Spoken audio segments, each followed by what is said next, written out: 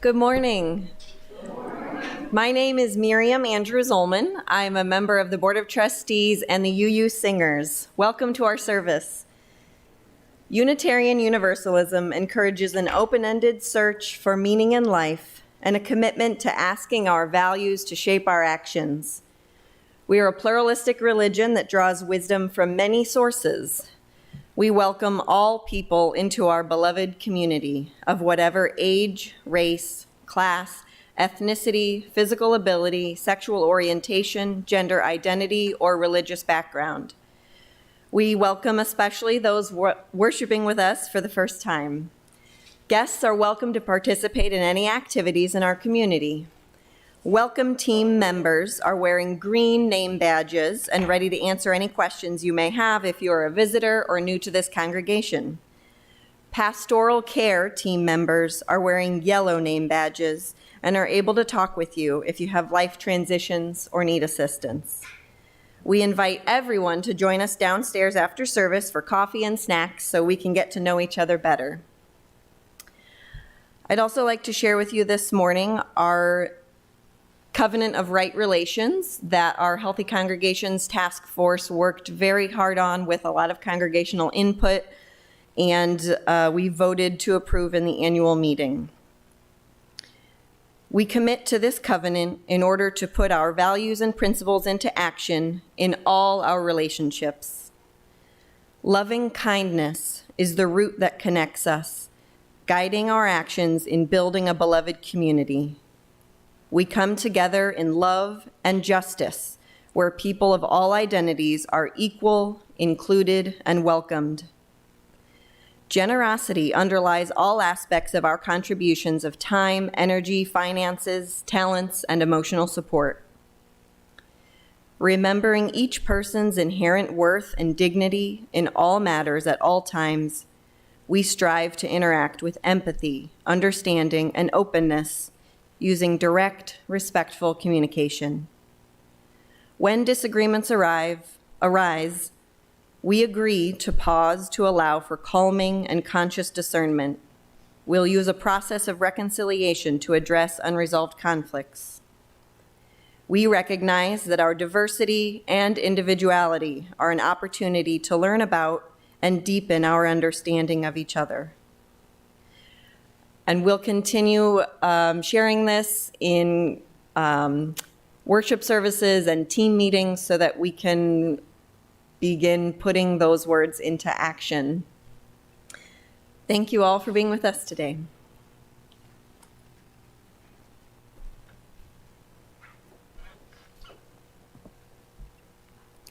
Good morning. I'm Cathy Weideman. I'm leading our service today. The next thing that I have on our order of service is for a spotlight, and I did not have any prepared or notified about. Does anybody have a spotlight they'd like to share today? Oh, good. I'll be giving a talk at 2 o'clock on the German Savings Bank at the German American Heritage Center. That's my words. Yeah. He looks especially good today, doesn't he? Always look good, but especially good. Okay.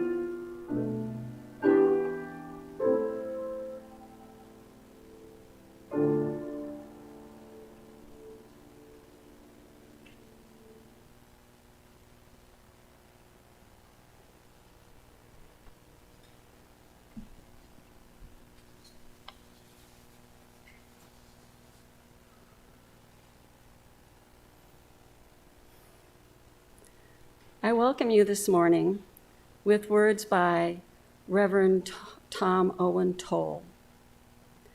Lovers and friends, I come to you starved for all you have to give, nourished by the food of solitude, a good instrument for all you have to tell me, for all I have to tell you. We talk of first and last things, listen to music together. No one comes to this house who is not changed.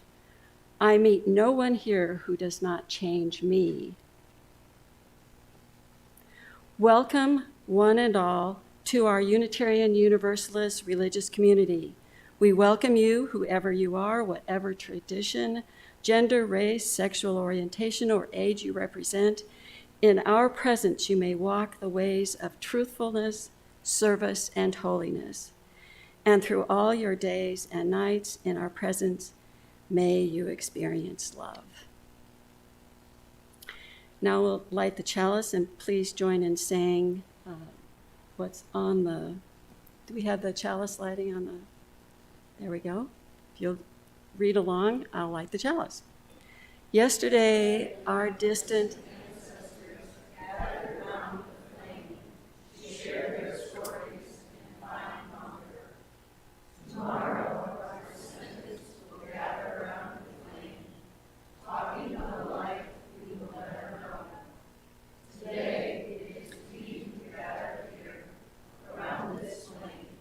seeking, believing, and being together.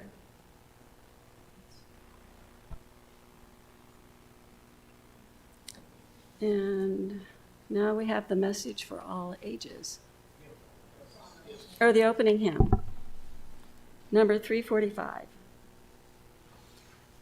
And please remain standing afterwards to greet each other. I believe we have 3 extra verses on this. Is that right? Yes, This comes yes. from an old hymnal, so the 3 extra verses will appear on the screen.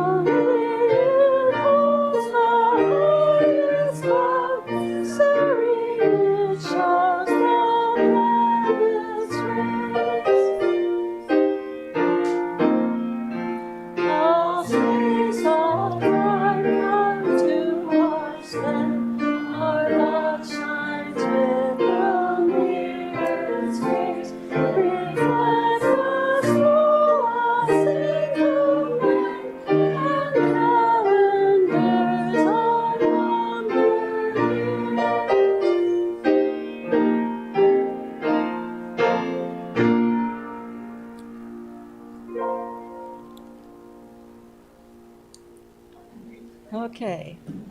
Now we have words for all ages. Okay. I'll read it, Jeff.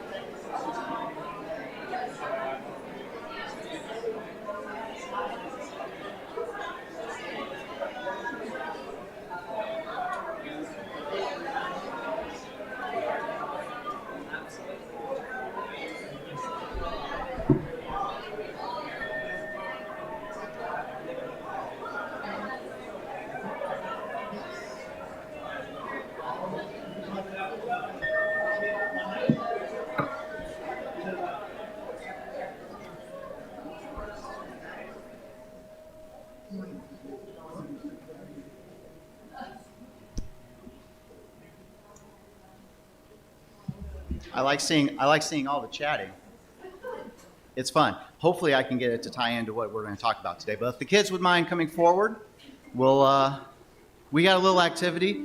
I may need some crowd participation in this, if you're willing and able. And you'll know your cue when you get it.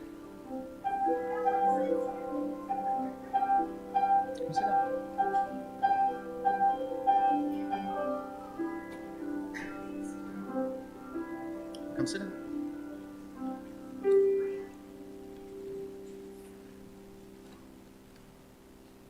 Hey, boys. Cool. Welcome back. So we're going to talk a little bit about a big word called heritage. And it's a little funny word whenever you apply it to a church, I think, because my mom had always told me that the heritage of the church are its people, the people that you see day in and day out, and how their separate lives come together for a little bit, and then you've touched those lives, and then you go out into the world and you spread it. It's kind of like having your own personal circle and expanding your circle. Have you heard that, your circle of friends? Yeah. So I'm going to read a little bit of a story called The Circles Around Us, and I've already talked to most of you about some participation in it. So when we begin by drawing a circle on the ground along our shoes, it's a safe little place for just one person. Nobody in the circle but you. Now, you could keep that circle closed to everyone but yourself, but that would be like a library with just one book on the shelf. So now we're going to make our circle a little bit bigger, and we're going to go share it with our family. So would you mind going to your family real quick and tapping them? And family members, if you're willing and able, please stand up.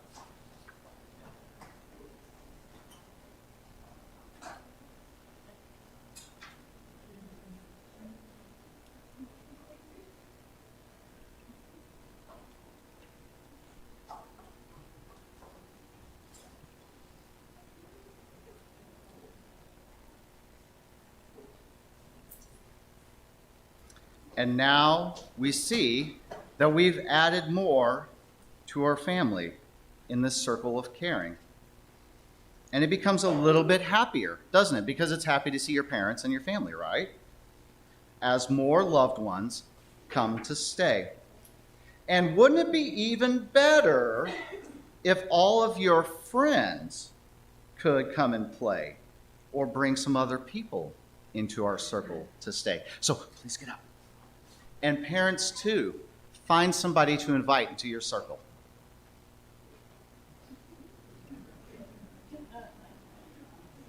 Yeah?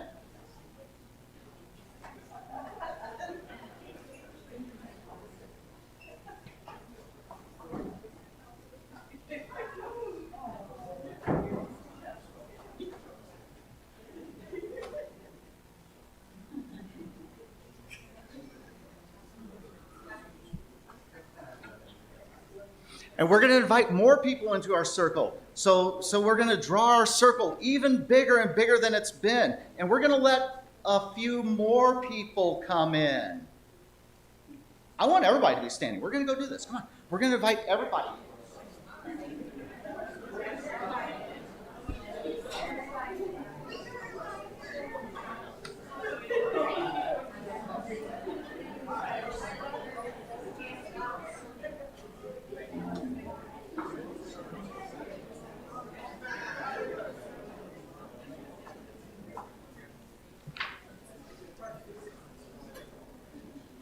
So let us create bigger and bigger circles all around us for the rest of our days. Let our caring ripple out in a million little ways. In the circles all around us, everywhere that we go, there is a difference we can make and love we can all show.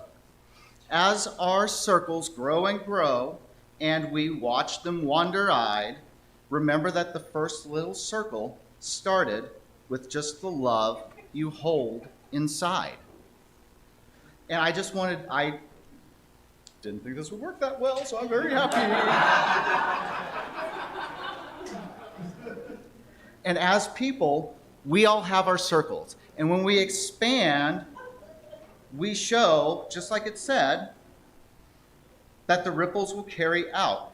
And this is the heritage of the church, making people's lives better and going out and spreading our words.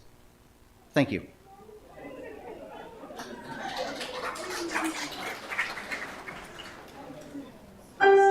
Now, if the kids want to go downstairs, we will do something there.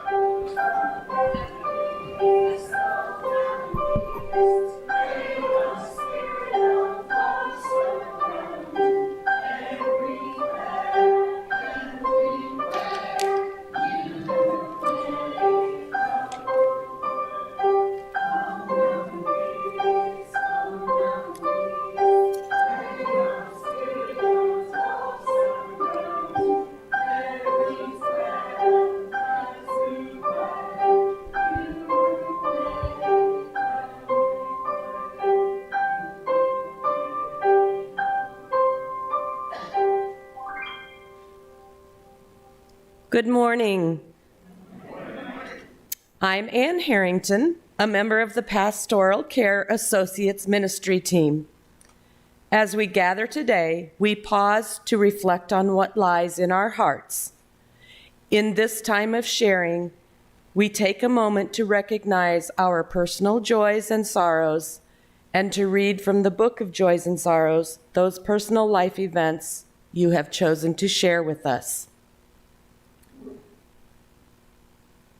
Susan Perry writes, this is a double plug. Gates is talking this afternoon at 2 o'clock on the German Savings Bank at the German American Heritage Center. It is also available virtually at 2 o'clock through the center. I think he has to be there. Allison Foley writes, a joy. Glenn and John turned 7 years old, and Elsie, see if I get this right, Saphira is turning 5 this month. And Allison is starting her MSW at St. Ambrose.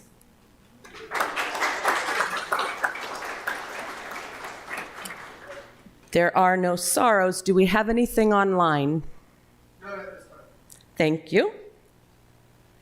For what has been shared and for what remains in the quiet sanctuary of our hearts, we are grateful. Let us become aware of the energy that brings us together in beloved community as we share a time of silent meditation. May we open our minds and hearts to a place of quiet, to a silent prayer for the healing of pain and the comfort of love.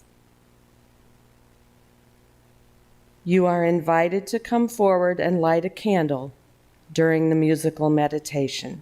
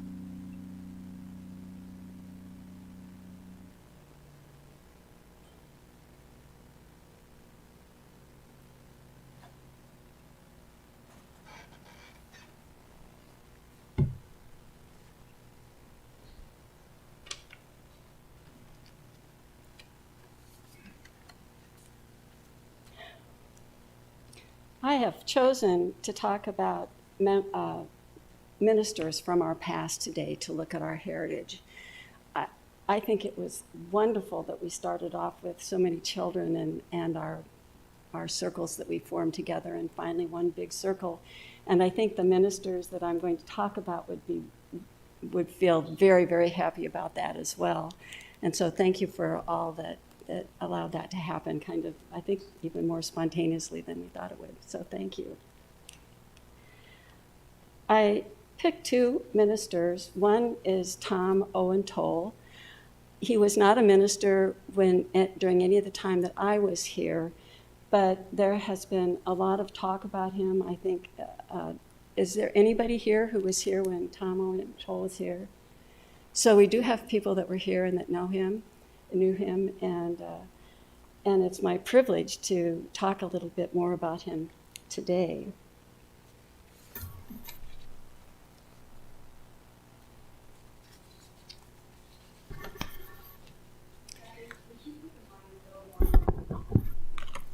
It's me, not the mic. I'll put myself by the mic. The Reverend Dr. Tom Owen Toll has been an ordained minister for 45 years. I talk like he's gone, but he is, to the best of my knowledge, still alive. He is also the author of 24 books on personal relationships, social justice challenges, and spiritual growth. Tom is a guitarist and a parlor magician. He sings with seniors, mentors children and youth, and volunteers with San Diego's homeless. Owen Toll also lectures and conducts workshops on the core themes of conscious aging and mindful dying. Reverend Owen Toll was the minister of our congregation from the years 1974 to 1978. He arrived with his wife, Carolyn, and their 3 children from serving as an associate minister in Pasadena, California. He called this church property the Holy Hill, and himself a religious humanist.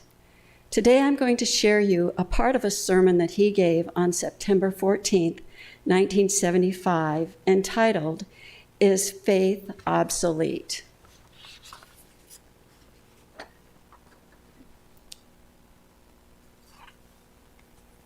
Is Faith Obsolete? By Tom Owen Toll. For the Orthodox religious follower, the issue is pretty much cut and dried. You either believe or you don't believe. As a Unitarian, we have the privilege of being a doubter and a believer simultaneously. My doubting is impoverished without making affirmations. My faithing demands the sharpening of creative skepticism. I need them both in my spiritual odyssey. One could fairly claim that many of us doubted our way into the Unitarian faith. I know that was true for me. I was unwilling as a Presbyterian minister to be 53% honest with myself and my parishioners. I wanted to be 88% honest in matters of faith. That 35% difference contained my bag of lively doubts. In the Presbyterian ministry, eventually I would have had to toss that bag away. In the Unitarian church, I could keep it and even share it. Since doubts were too precious to me, being fully me, I chose to switch tribes. We Unitarians may not be born skeptics, but sooner or later we develop a passion for the art of creative doubt, and we seek a supportive clan in which to practice our craft. And so we end up here. We doubt because we are willing to grow. We are not comfortable in being intellectually and spiritually static.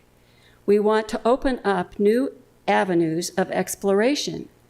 We remain discontent with what we presently know or who we presently are. We doubt because we care.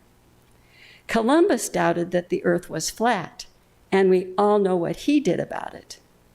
Beethoven doubted that the keyboard instruments of his day had reached mechanical perfection, and so he wrote piano music that could only be played properly on instruments not yet built.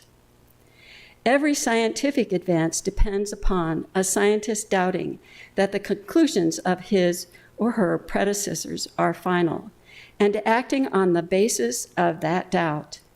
That doubt can be costly, but most would agree that the cost is worth the pain. Dostoevsky, who probably knew this in a deeper sense than most of us, could say, "My hosannas have been forged in the crucible of doubt." We only get beyond a blind or prematurely closed faith by entertaining doubt as to its present adequacy or ultimate finality. Only in this way does faith grow, mature, and deepen. Faith without doubt is dead. Theologian Paul Tillich used to say, "Sometimes I think my mission is to bring faith to the faithless and doubt to the faithful."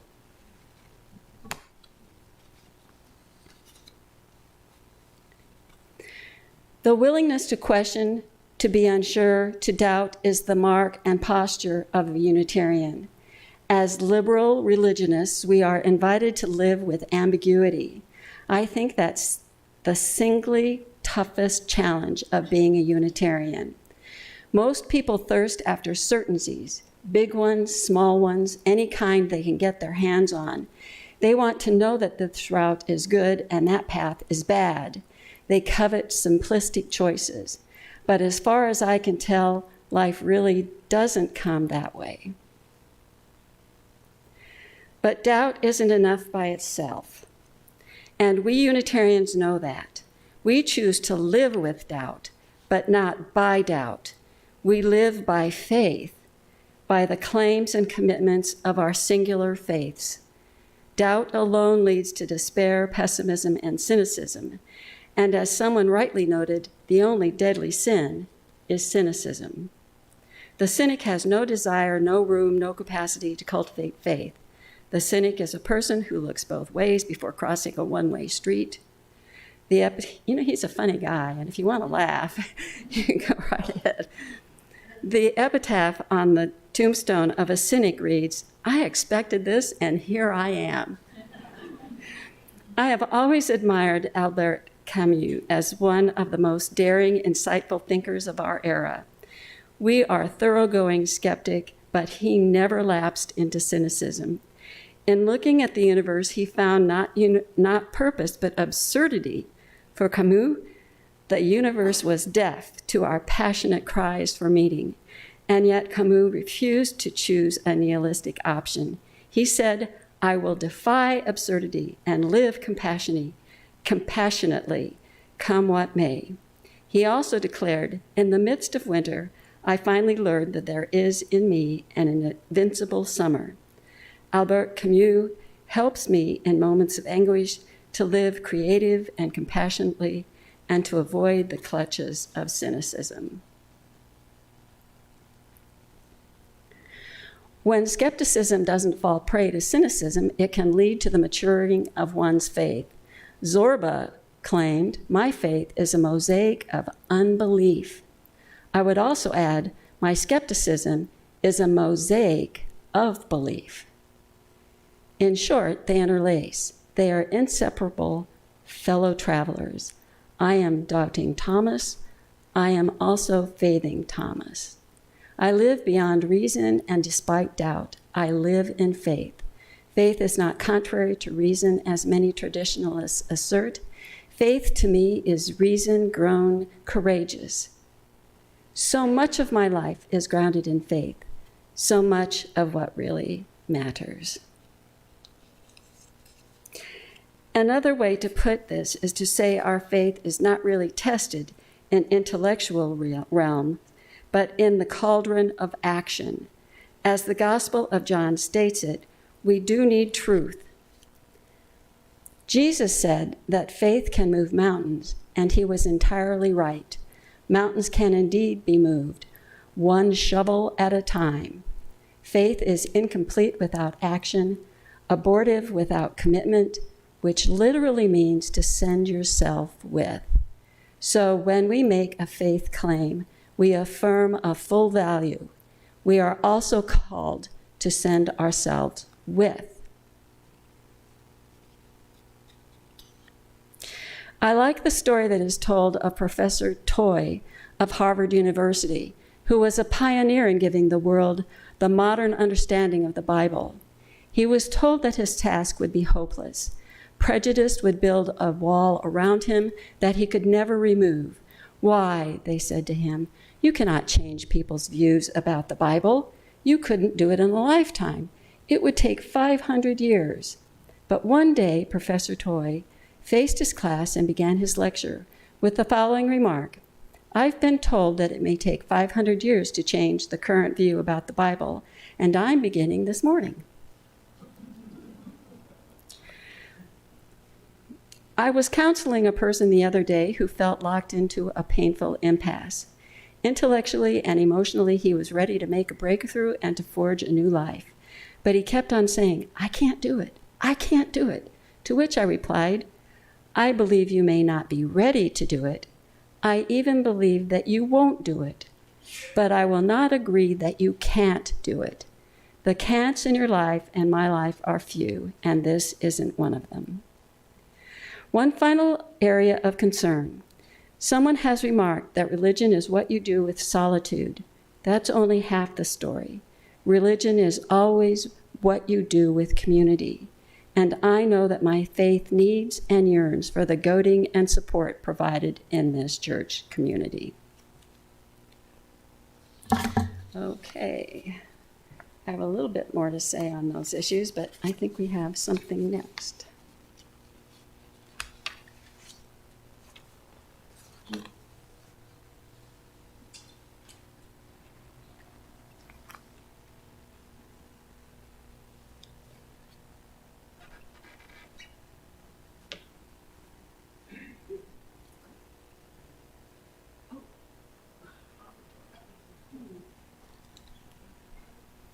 Okay, I'm supposed to do the offertory. Oh, is it in there? Can I read it off the screen?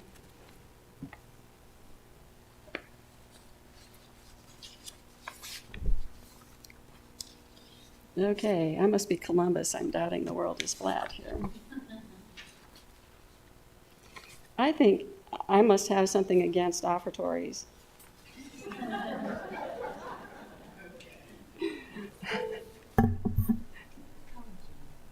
Thank you very much.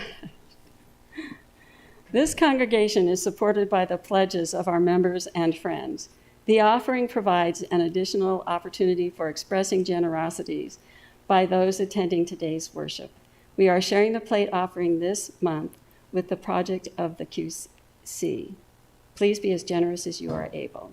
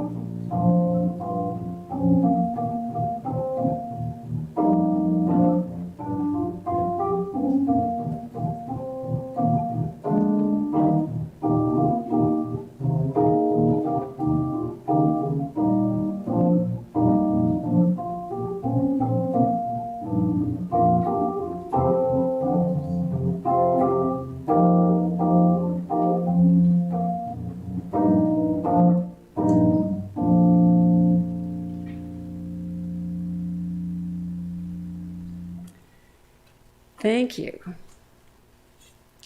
That was titled, I Hope. I hope we get through the rest of this, too. This pulpit now resembles my bedroom. It's got things all over it. For my second reflection, I chose the Reverend Charlotte Justice Zaleska. Charlotte was the minister that was present when I joined the church. She began her ministerial training after her minister husband developed a terminal illness and her women's group helped her realize her deeper calling, that of ministry. She entered ministerial training at age 50 at Meadville Lombard Theological School and was ordained on June 6, 1988. As a student at Meadville Lombard, she helped create and implement the first women's study course at the seminary and led the call for the school to hire female professors to the all-male faculty. She was first called to serve the Unitarian Universalist congregation of the Quad Cities in Davenport, Iowa in 1988, becoming our first and only female settled minister. Reverend Seleska's tenure as minister was marked by a love of literature and a commitment to social justice. While in Davenport, she co-founded the Interfaith Theologic Symposiums to bring her Unitarian Universalist congregation together with Edwards Congregational United Church of Christ and the Temple Emmanuel Reformed Jewish Congregation for religious dialogue and social action. And if I remember correctly, we also shared Thanksgiving dinners with them. An early supporter of marriage equality, she began performing gay and lesbian wedding ceremonies in the early 1990s. Reverend Seleska's passion for women issues began at home as she taught and guided her sons to feel compassion and respect and to speak out for women and women's issues. It expanded to include her engagement in seminary and in ministry. Her love of Shakespeare allowed her to quickly recall and expound on literary references, metaphors, and poems, giving them voice in her sermons and discussions. The Reverend Charlotte Seleska died at age 77 of Alzheimer's disease on December 28, 2012. I'd like to read from, this actually is not necessarily a sermon, but it came, if anybody has not seen this, from archives. We do have a book called The Unitarian Church, Davenport, Iowa, for 125 Years, A Place to Grow, that Betty Gorshi and the members of the Unitarian Church published in 1993. And I think there are copies in the archive, and it's a wonderful way to look back at our history if you ever are interested further. You will find in there something called the biggest search committee in the country and Charlotte's Web from 1988. The search packet of the Unitarian Church of Davenport, Iowa, compared favorably with other packets. There was a variety of attractive pictures of the church and its people, busy in their activities, a well-written history of the church, a thorough church survey, an easily understood budget, though it did reveal a rather low average pledge.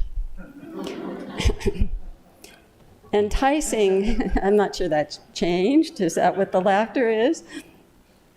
Enticing publicly about the metropolitan area, a set of bylaws which looked quite workable despite some of the quaint working. I think we were still using thee and thou. And my first thought was that the congregation just could not say no to all the people who wanted to be on the committee. In all my years as a working member of UUA churches, 11, and before that in American Baptist Convention, 18 years, where the church polity is identical to that of the Unitarian Universalists, and where, as a layperson, I had twice served on search committees of 7, I had never encountered a church of any size who had a search committee of 15.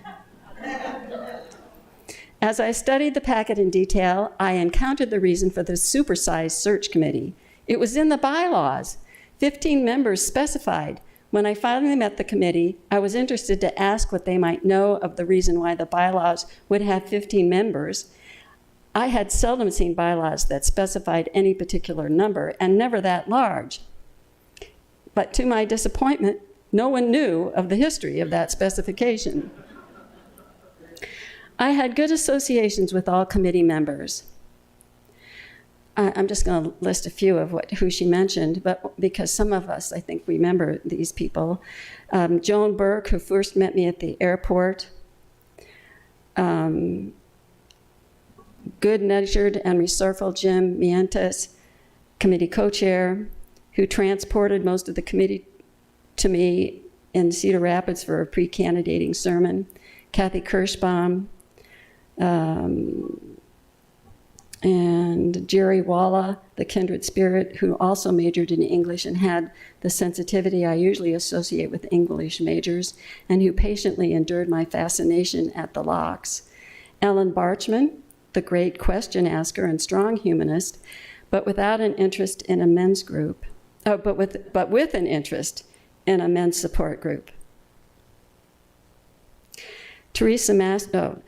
Jane Martin, of gentle intuition, who also laughed so readily and made me feel right at home. As I came to know the large committee as individuals, I was actually glad there were so many, because getting acquainted with each one was a delight and made me feel very positive to the whole church. So the next question that she was asked, where did you get the idea of web from that story about the pig and the spider? Now, what's that all about? And web at that time did not mean the online web. It meant a web. Well,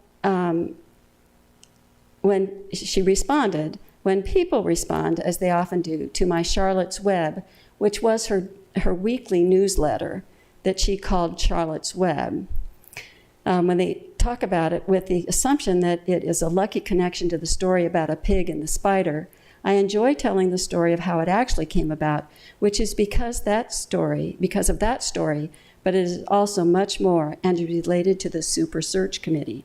In 1983, I led a study series in Gainesville, Florida UU Fellowship about the proposed new purposes and principles of the UUA. I was taken by the phrase of the seventh and the last principle, the interdependent web of all existence of which we are a part. The image of a spider's web struck me as wonderfully appropriate metaphor for the inescapable interconnectedness that we as human beings have for one another, with all life and the earth itself, for the way in which to touch any aspect of life is to affect all other aspects. But it also seemed appropriate in a very specific way to Unitarian Universalists, who seem to cross and recross paths throughout the country, and whose wide and varied interests and concerns continuously interconnect. And then in theologic school from 1985 to 1988, I came across the image of the web being used by feminist theologians to describe women's way of knowing, to articulate a possible alternative to the old but destructive paradigm of patriarchal hierarchy, to speculate about the beauty of women's connection to the earth, which had been a negative in the Hebrew stories and their influence on Western culture. One of the theologians who brought it all together me was Beverly Harrison, in whose book, Making the Connections, she talks about the need for a theology that is not all abstractions, but is grounded in human experience, is based on relatedness, not a lone ranger in vulnerability, not a heroic, distant, self-possessed, isolated individual figure, but a theology embodied in human lives, in human vulnerability. In addition to the feminists, I encountered theological ecologists and environmental ethicists who also frequently used the web as a metaphor for our ethical obligations to our ground of being. Remember, this was written a number of years ago. And then I began coming across the term ecofeminists, and I realized how these two fields of thought interacted so perfectly with one another. And so she decided, after looking at all this and talking to her son, and she decided to come here and do a second candidating service at the Unitarian Church in Davenport. And she did that on September 25th, 1988. She was wearing, quote, my green robe and an off-white stole, so I could talk to the children about the designs on the stole, using language I hoped they would understand. Young Lynn Bowman, then 7 years old, said in the very knowing way that wise and confident children sometimes have, "I knew you would have a web." Astonished, I asked, "How did you know?" "Well, I just knew," she said conclusively. Does that sound like Jane, Lynn? Later, I went to the member of the search committee most likely to help me understand, her father, John, and asked, "How did she know? Is she psychic or what?" His enlightenment was very simple and clear, as enlightenment should always be.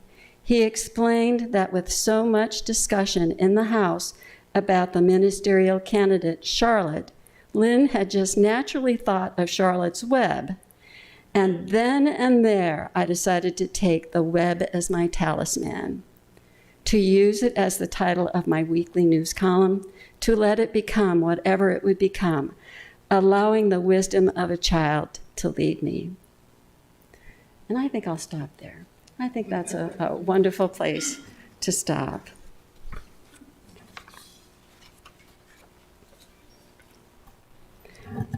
So now we have a hymn. Please rise in body and or spirit. Yeah, that. Please rise.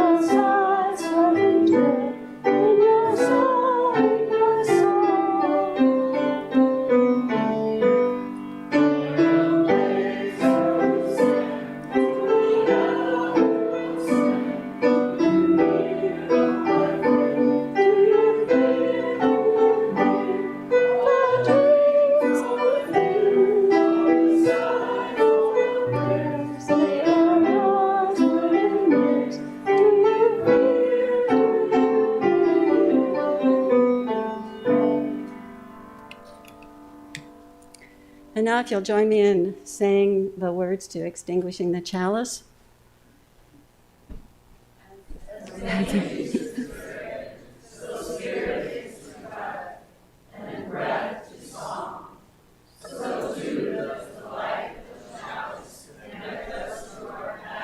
Present and futures, as we extinguish the flame in the sanctuary.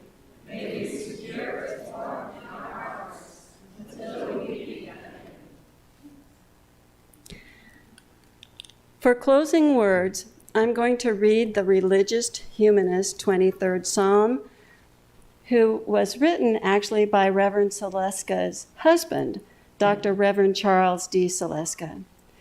Life itself is my guide. I shall not be denied its sustaining power. The green earth provides me with lavish nourishment. Cool, still pools of water refresh my spirit. A deep intuition leads me along a path that is true for the sake of existence itself. Even though I walk through the valley of dark shadows, where dark shadows prevent me from knowing where life finally leads in death, ultimately I will not fear, for the energy of the universe is within me. The tools by which I am kept from wandering off into despair, they are a comfort to me. Even in the face of threats to my well-being and my very life, the Spirit of life nourishes me, honors me by its presence, and reminds me that I really have more than I need. Surely goodness and kindness radiate upon me constantly, and I shall dwell within this universe and its transforming processes forever. Thank you.